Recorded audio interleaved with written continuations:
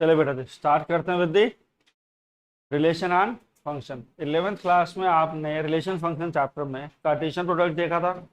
Cartesian product से आपके order pair generate हुए थे, वो सब चीज़ें देखो। सबसे पहले ए क्रॉस बी क्या आया था आपके पास? कार्टेशियन प्रोडक्ट आया था। सबसे पहली चीज़ आपने क्या पढ़ी थी 11th में? Cartesian product. तो जैसे एक सेट ए है 1,2, बी एक सेट है 3,4,5। इसमें ए क्रॉस बी में क्या आएगा? 1,3, 1,4, 1,5, 2,3, 2,4, 2,5। ये हमारे क्या हैं? ये हमारा क्या आया? कार्टेशियन प्रोडक्ट है। ये हमारा क्या है? कार्टेशियन प्रोडक्ट है। 1,3, 1,4, 1,5, 2,3, 2,4, 2,5। ये एलिमेंट्स हमारे किसके अंडर आ रहे हैं? They come under the Cartesian product. Cartesian product में जो चीज़ होती है इसे आप कहते हैं ऑर्डर्ड पेयर। क्या कहते हो? Ordered pair. और जनरल रिप्रेजेंटेशन होती है ए कमा बी से small a belongs to set A, small b belongs to set B. A cross B में आपको ऑर्डर्ड पेयर मिलता है। Small a generally belongs to set A, small b belongs to set B, right? आया समझ में? Small a belongs to set A, small b belongs to set B, order पे। ये जो कलेक्शन ऑफ वैल्यूज ऑफ ए होती थी relation में, जब आप उसकी रोस्टर फॉर्म लिखते थे और जो कलेक्शन ऑफ वैल्यूज ऑफ ए आती थी, कलेक्शन ऑफ स्मॉल ए, आप उसे एक नाम कहते थे, that is called to be your domain, right? Clear? और जो कलेक्शन ऑफ बी होती थी वो आपका क्या होता था? रेंज होता था। और जो बड़ा सेट ए क्रॉस बी में होता था, इस बड़े सेट को आप लोग बोलते थे कोडोमेन, राइट बेटा जी? चीजें याद आ गई।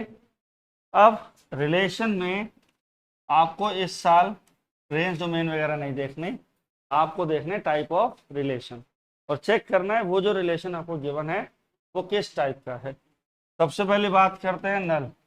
नल रिलेशन मतलब वॉइड रिलेशन। वॉइड रिलेशन का मतलब कि कोई भी एलिमेंट उसके अंदर आएगा ही नहीं। लाइक हमने कहा सेट ऑफ नेचुरल नंबर्स में n क्रॉस n में हमने ऑर्डर पेयर बनाया आर ए कॉमा बी, ठीक? बी इज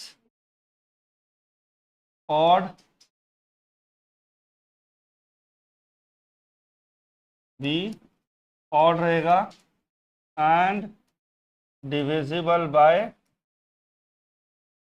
2 और divisible by any even number. कह रहा है ऑर्डर पेयर आप बना रहे हैं, बी की कंडीशन क्या है? बी ऑड रहेगा और क्या रहेगा? Divisible by any even number. तो ऑड नंबर, पहली बात भाई लोगों आप सबको पता है कि इवन नंबर से जाएगा ही नहीं। तो इसके कोई भी ऐसी कंडीशन को फॉलो करता हुआ कोई भी ऑर्डर पेयर हमारा नहीं बनेगा। तो कैसा रिलेशन हो गया? ये नल रिलेशन हो गया, मतलब वॉइड हो गया।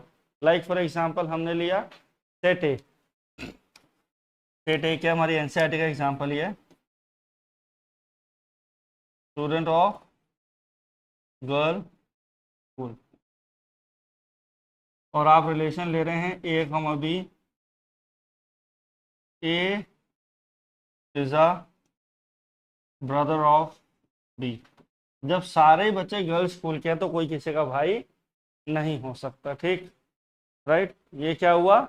इसलिए अब मैंने कहा सेट जेड ले रहे हैं, सेट जेड क्रॉस जेड, मतलब जो आपने ऑर्डर पेयर फॉर्म करना है वो जेड क्रॉस जेड से करना है। रिलेशन आर है ए कॉमा बी, ऑर्डर पेयर जो बनेगा A minus B belongs to Z. क्या ये नल रिलेशन होगा? ये रिलेशन आपका नल रिलेशन नहीं होगा, क्योंकि इंटीजर्स को माइनस करके आपको क्या मिलता है? इंटीजर ही मिलता है। जैसे 7 माइनस 7 किया, क्या किया? 7 माइनस 7 तो 0, 0 इज ऑल्सो एन इंटीजर। 10,7 लिया आपने, 10 माइनस 7 3, 7 माइनस 10 माइनस 3। ये भी आपका क्या है राजे? इंटीजर कैटेगरी में ही आता है। तो ये आपका इंटीजर फॉर्मेट ही है। तो ये नल रिलेशन नहीं है। बट लेकिन जितने भी इंटीजर हैं, कोई भी इंटीजर हो, वो ये सारे इंटीजर्स इस कंडीशन को फॉलो करेंगे। सारे इंटीजर्स इस कंडीशन को फॉलो करेंगे। जब वो सारे इंटीजर इस कंडीशन को फॉलो करेंगे तो इसको क्या बोलेंगे? जब आपका z क्रॉस z मतलब कि relation is equals to z cross z आ जाए, मतलब पूरा का पूरा कार्टेशियन प्रोडक्टिव सेट आ जाए, उसे आप लोग कहते हैं यूनिवर्सल रिलेशन। कौन सा रिलेशन बोलते हो बेटा? Universal relation. कौन सा बोलेंगे भाई? Universal relation. यूनिवर्सल रिलेशन कौन सा है? जब आपने ए क्रॉस ए करा या ए क्रॉस बी करा, सारे जो रिलेशन के ऑर्डर पेयर्स हैं, जितने भी कार्टेशियन प्रोडक्ट के ऑर्डर पेयर्स हैं, वो रिलेशन में भी आ चुके हैं। दैट मीन्स रिलेशन की roster form is equal to the Cartesian product आ रही है, तो कैसा रिलेशन है? यूनिवर्सल रिलेशन है। ठीक है, बात समझ में आई? फटाफट से इतनी चीज नोट डाउन करो जल्दी से। अगले आपके पास टाइप ऑफ रिलेशन में आप सेट ए क्रॉस ए कर रहे हो। आप जो रिलेशन डिफाइन कर रहे हो ऑन सेट ए बोल सकते हो। ऑन सेट ए का मतलब है कि जो आप रिलेशन डिराइव कर रहे हैं वो कहाँ से आ रहा है? Cartesian product of A cross A. Relation defined on A बोले तो इसका मतलब क्या है भाई? ए क्रॉस ए है। ए क्रॉस ए पे सबसे पहला रिलेशन आता है हमारे पास रिफ्लेक्सिव रिलेशन। रिफ्लेक्सिव रिलेशन तब होता है if every element of set A related with itself. देखो देसी भाषा में, लेमन लैंग्वेज में कह रहा है, if every element of set A will be related with every element of set, तो वो क्या है आपका? That is your reflexive relation. That is your relation, that is relation R है। इसमें क्या आया? A comma A belongs to set A for all values of A. For all values of A जो हैं वो अगर रिलेशन को true कर रही हैं, लाइक मैंने बोला set N of natural number, मैंने कहा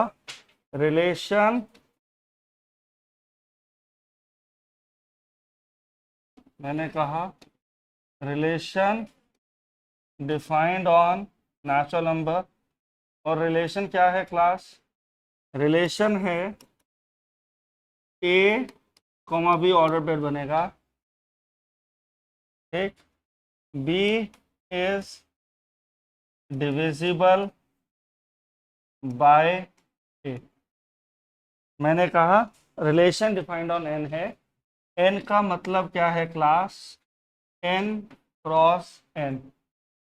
रिफ्लेक्स रिलेशन क्या होता है? रिफ्लेक्स रिलेशन होता है जब सेट के सारे एलिमेंट्स खुद के साथ ऑर्डर पेयर बनाए, जैसे 1,1 2,2 3,3 4,4 5। ये क्या है? जब खुद के साथ सेट बना रहा है तो कैसा है? That is your self order pair बन रहा है। अगर सारे ऑर्डर पेयर थ्रू आ रहे हैं, every element related with itself, तो कौन सा रिलेशन होगा बेटा जी?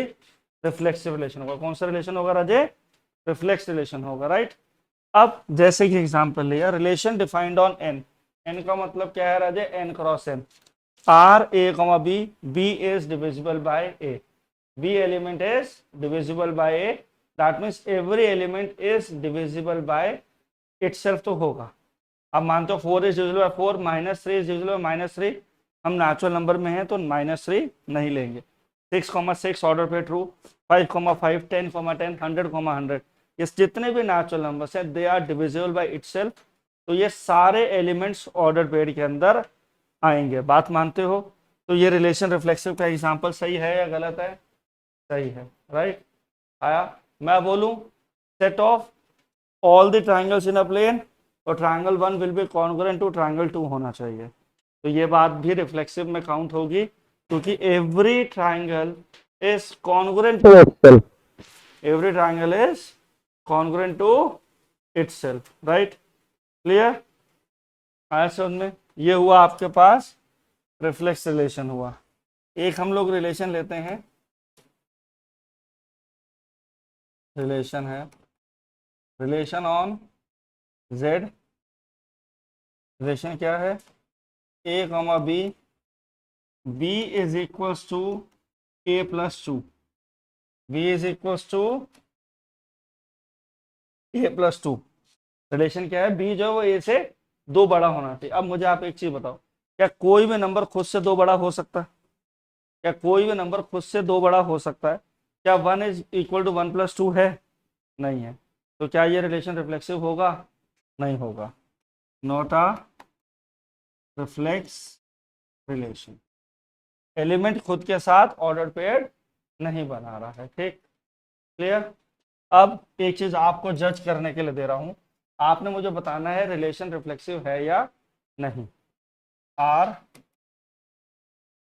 ए कॉमा बी रिलेशन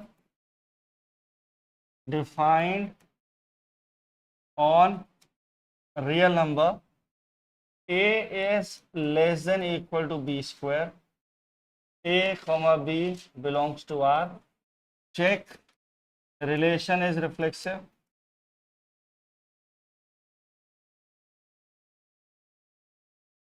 चेक करो क्या रिलेशन रिफ्लेक्सिव है।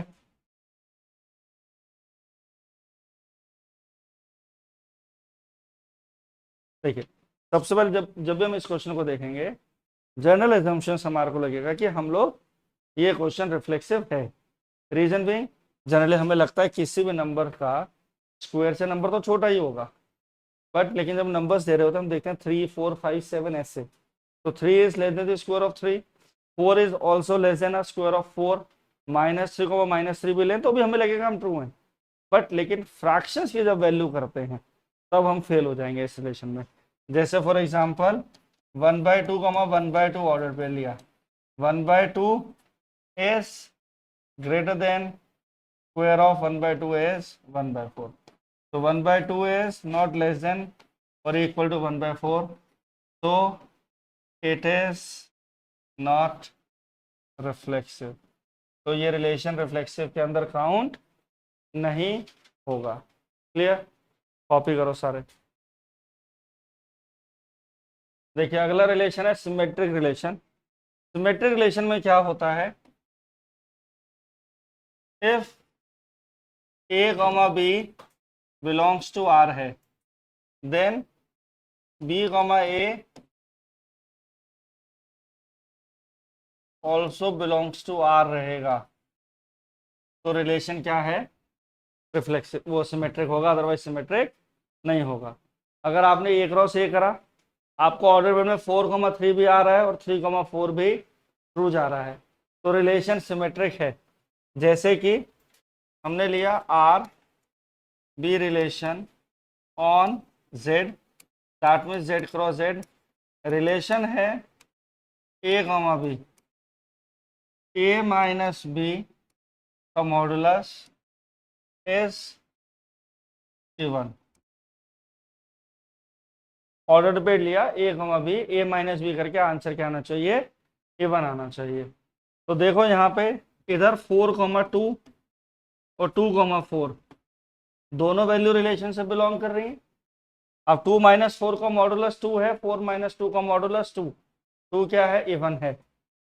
7,81 माइनस किया, 7 - 81 -60 ओ नहीं -74 का मॉडुलस प्लस 74 इवन नंबर, 81,7 ये भी क्या है 84 84 दोनों क्या हैं, इवन है। तो ये कंडीशन में क्या हुआ, ए कॉमा बी और एलिमेंट्स को आगे पीछे करके आंसर क्या आ रहा है, सेम आ रहा है, मतलब कि रिलेशन को फॉलो कर रहे हैं। ए माइनस बी करिए, बी माइनस ए करो, मॉडुलस में आंसर अगर इवन आ रहा है तो वो क्या है, ऑर्डर पेयर्ड माना जाएगा। जैसे 4,2 4,2 सॉरी यहाँ पे 74 आएगा, 4,2 4 - 2 2 2,4 2 - 4 -2 का मॉडुलस +2, दोनों का आंसर सेम इवन आ रहा है। 7,81 74, 81 - 7 74, 74 क्या है, इवन नंबर है। तो ये क्या हुआ, आपका सिमेट्रिक रिलेशन के अंदर काउंट होगा। ठीक, ये रिलेशन सिमेट्रिक के साथ साथ चेक करो क्या ये रिफ्लेक्सिव है, a माइनस ए जीरो रहेगा फॉर ऑल नेचुरल नंबर्स या for all integers. 7 minus 7 zero है, zero belongs to an even number, तो वो बात ट्रू है। तो ये रिलेशन रिफ्लेक्सिव भी है और एज वेल एज सिमेट्रिक भी है। ठीक,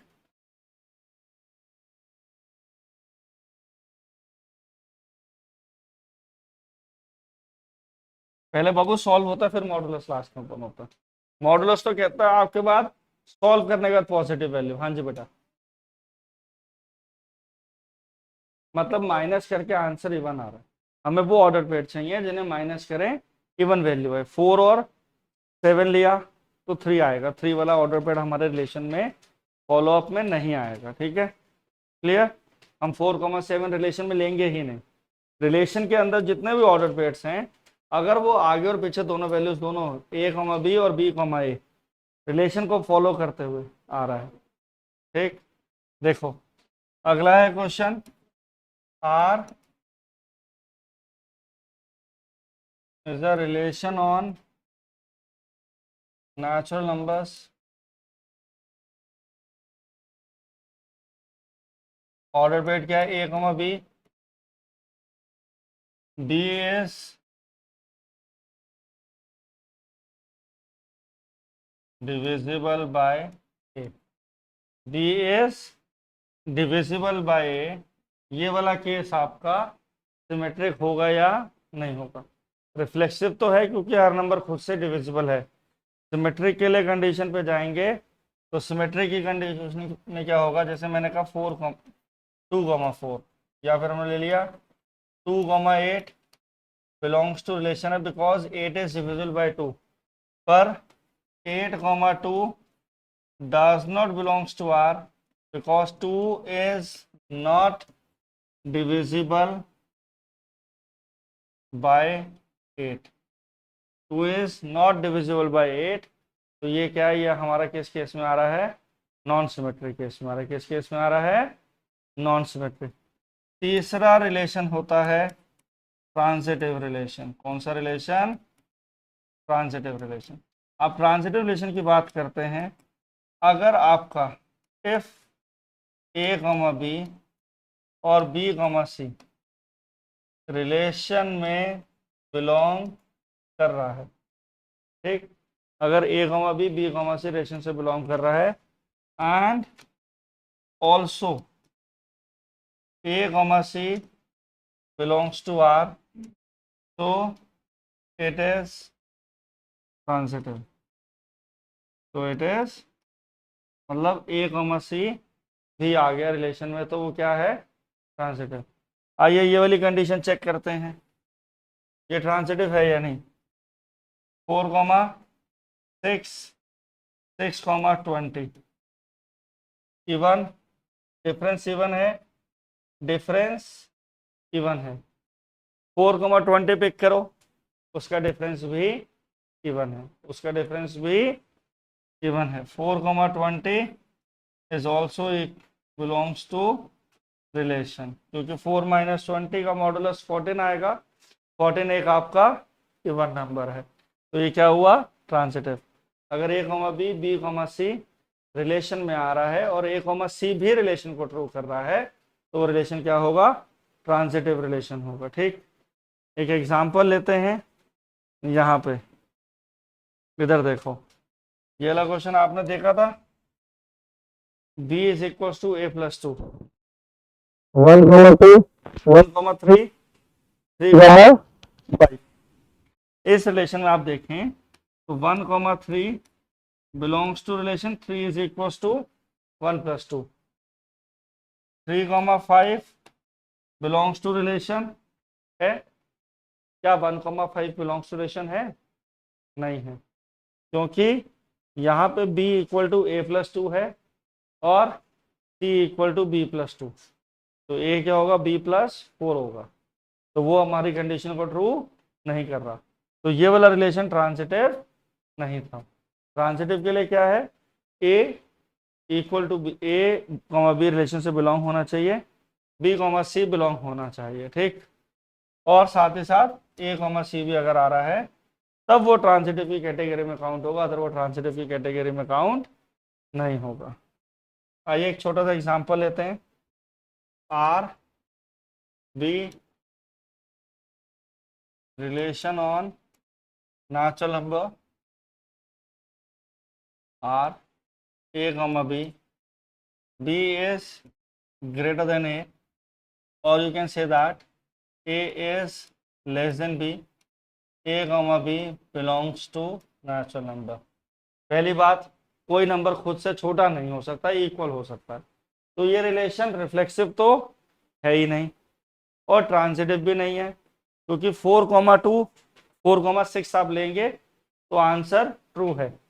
देखिए 4,6 जो है that belongs to relation 4 is less than 6, true condition है, पर 6,4 6 is not less than 4, although 6 जो है वो तो 4 से बड़ा है, तो ये नॉट ट्रू, ये चीज ट्रू नहीं है। मतलब 4,6 तो वैलिड कंडीशन में आ रहा है, 6,4 रिलेशन से बिलोंग नहीं कर रहा, तो ये आपका सिमेट्रिक भी नहीं होगा, ना ये रिफ्लेक्सिव है ना ही ये सिमेट्रिक है। ट्रांजिटिविटी के लिए चेक करते हैं। आइए, मैंने कहा A comma B belongs to relation, इसका मतलब क्या है, A is less than B true है मेरे लिए, B comma C belongs to R, B is less than C, this is also true for me, ये भी चीज ट्रू है। अब A is less than C, ये भी होगा, ये भी ट्रू है। Like for example 133919 belongs to relation, तो ये ट्रांजिटिव है बट रिफ्लेक्सिव और सिमेट्रिक नहीं है। समझ में आया बेटा जी?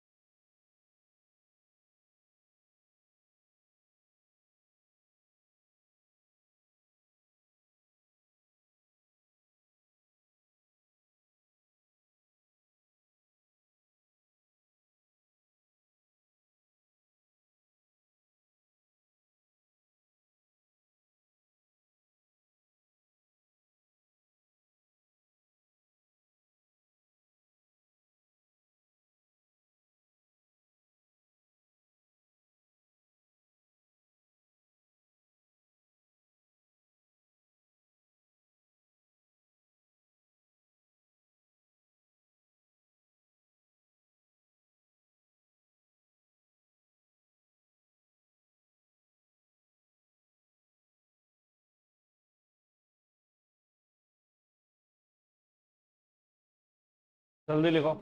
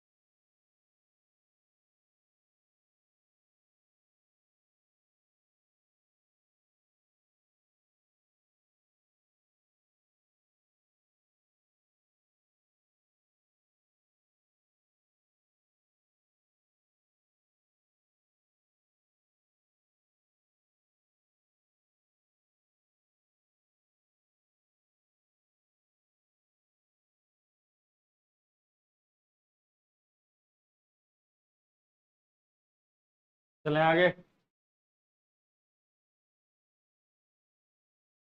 8:15 तक।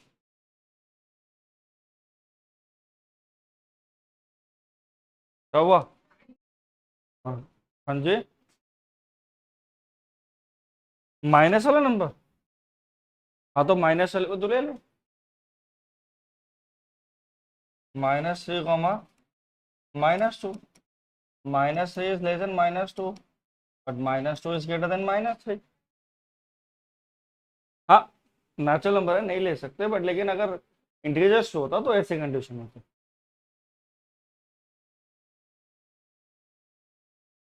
क्या?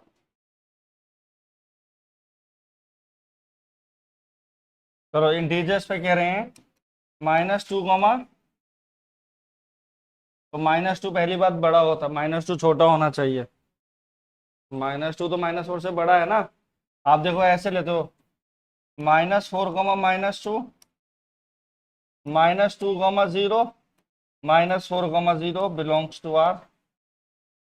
आगे sir.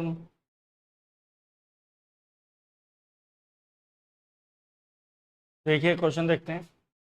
Late T be the set of all the triangles in a plane with relation in T. मतलब टी क्रॉस टी कर रहे हो, गिवन है T1, T2। आपका रिलेशन क्या फॉलो करना चाहिए? T1 is congruent to T2। आपको शो करना है ये रिलेशन क्या है आपका, इक्विवेलेंस रिलेशन है। अब ये इक्विवेलेंस रिलेशन क्या होता है? अगर कोई रिलेशन रिफ्लेक्सिव, सिमेट्रिक और ट्रांसिटिव तीनों हो जाए, अगर एक रिलेशन रिफ्लेक्सिव, सिमेट्रिक और ट्रांसिटिव तीनों होगा तो वो क्या है? इक्विवेलेंस रिलेशन है। If a relation is reflexive, symmetric and transitive, then it is an equivalence relation. तो आइए इसके सॉल्यूशन पे। पहली बात, every triangle is congruent to itself.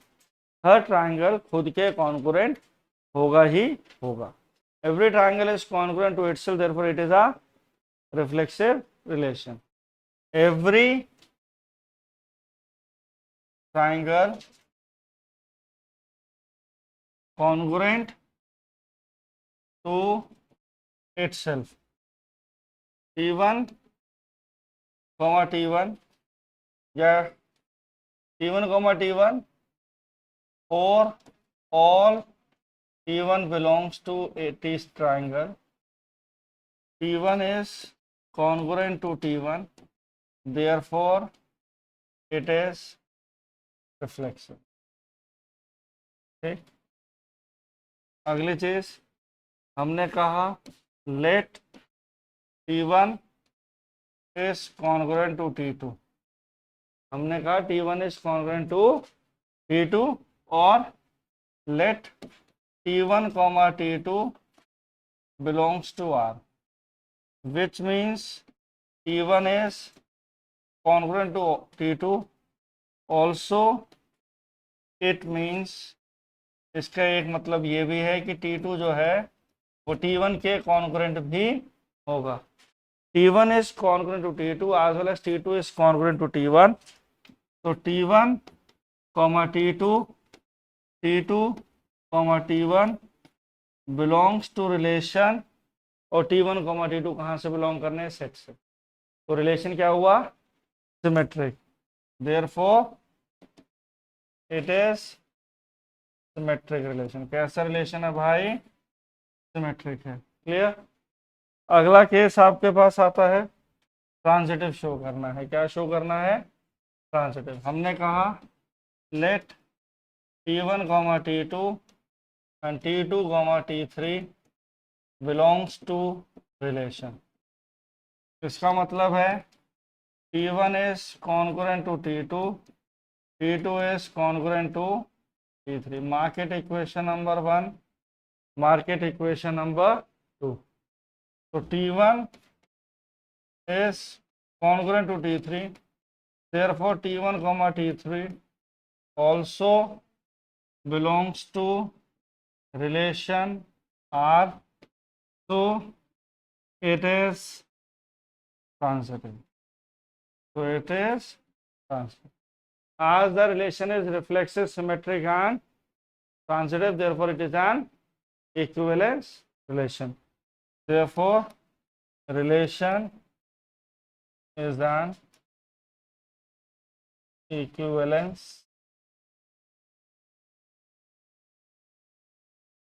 therefore relation is an equivalence relation। Clear है बात? हाँ जी, कॉपी करिए।